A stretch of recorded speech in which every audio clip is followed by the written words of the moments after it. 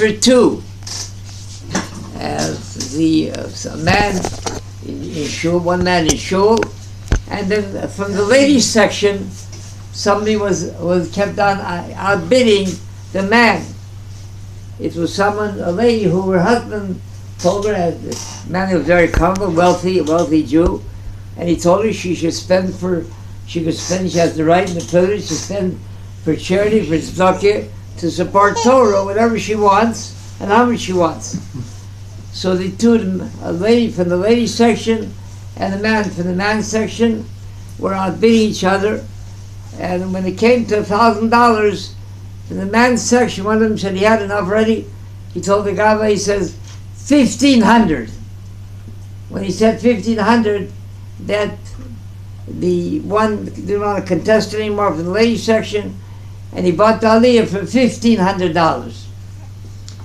He came home, he was Shabbos, he was beaming, he bought himself he had an aliyah. So his wife asked him, she was in shul, she said, who honored you? Who bought that aliyah for you for $1,500? He said, I bought it for myself. She says, what?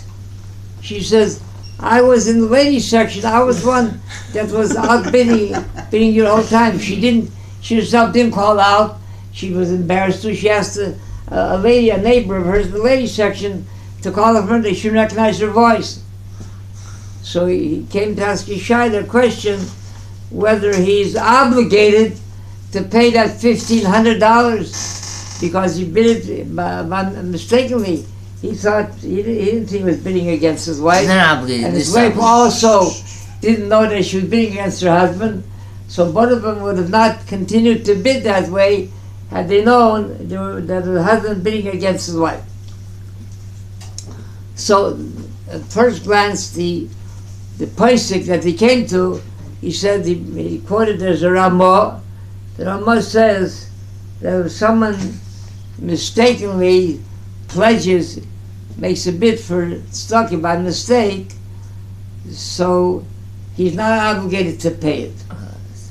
Also, the Gemara brings that if someone sanctifies his magdish, he sets aside mistakenly an item for hekdesh, and realized later that this is not the item that he wanted to sanctify, so it's not sanctified, and he's not obligated to pay it. But then the pasuk, the one who came to adjudicate the question, he said there's not really, those cases are different. In those two cases, the person never intended, like the case with where he intended sanctifying a certain coin, and he didn't realize he had the wrong coin in his hand.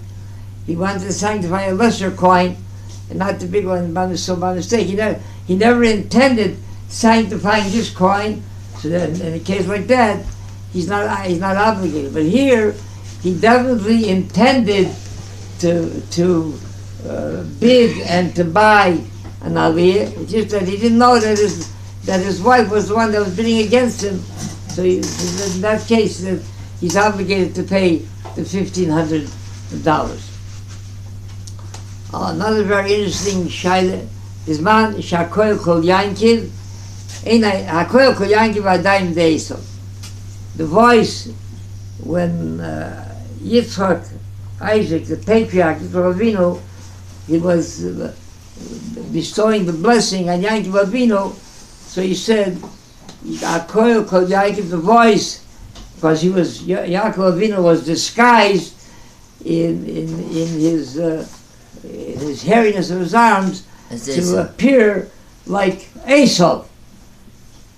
So Yitzchak remarked, he said Yitzchak, who his sight was very poor, and he couldn't see who was in front of him, so he only by feeling, by touch, and by listening to the voice could he tell who was standing before him. So he remarked the very famous words, hakoil kol yankiv, adayim deisov. The voice is the voice of Yaakov, but the hands are the hands of Esau. there was a mishpacha family. They had an only son, a dear son, was very special to them, the only son. And he wanted very much to leave America, leave home, to continue his studies in Yerushalayim.